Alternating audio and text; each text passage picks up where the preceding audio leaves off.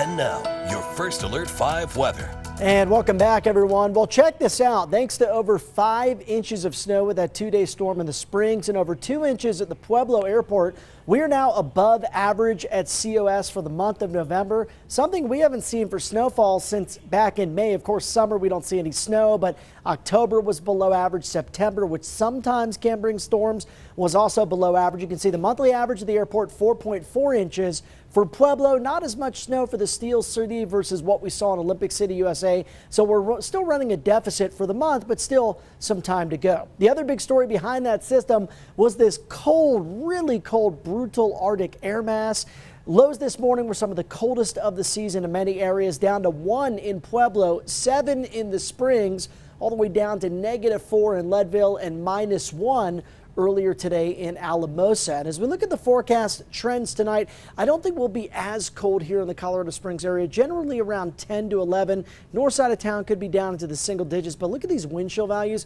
Could again for several hours be back down below zero. So some potentially dangerous wind chill values overnight tonight, but thanks to some higher pressure building in tomorrow, temperatures and wind chill values will be considerably warmer than what we saw today.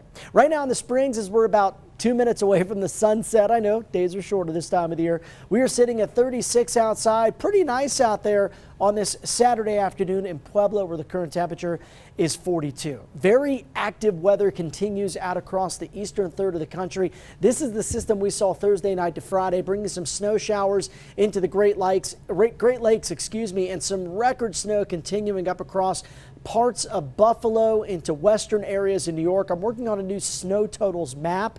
If you're interested in seeing that, I'll try to get that up on the air coming up at 5:30. Now back here at home, none of that weather expected to influence us over the next 24 hours. Instead, with higher pressure building in, we'll see some warming temperatures tomorrow, about 10 to 15 degrees warmer than what we saw today. So still brutally cold in the morning, but then we turn the corner as we see highs back to the low 50s in the Springs by Sunday afternoon and lower to middle 50s in Pueblo. And if you like those warmer temperatures, I think you'll like what we're cooking up as we make our way towards Thanksgiving Day. You can see through about Monday, warmer temperatures continuing, and then we get our next cold front that develops as we make our way towards the middle to end of the week. And that does bring in some changes as we head towards Turkey Day, but nothing too significant, not expecting another winter storm like what we saw over the past couple of days. Here's a look at those overnight lows. Back down to near zero for Alamosa, 7 in Pueblo and 10 tonight in Woodland Park. Tomorrow's warm-up looks awfully nice. Near seasonal numbers here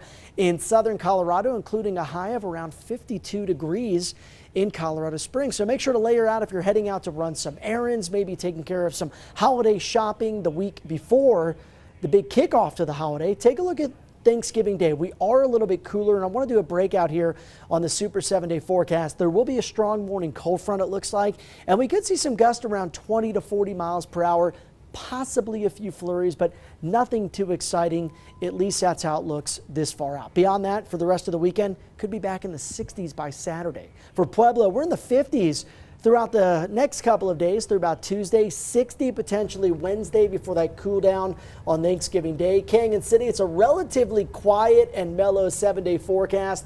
Highs in the 50s and 60s, lows down to the 20s and 30s. And for Woodland Park, I'm keeping us snow-free for now. But again, Turkey Day could be a little bit windy, a little bit cooler than what we'll see over the next couple of days.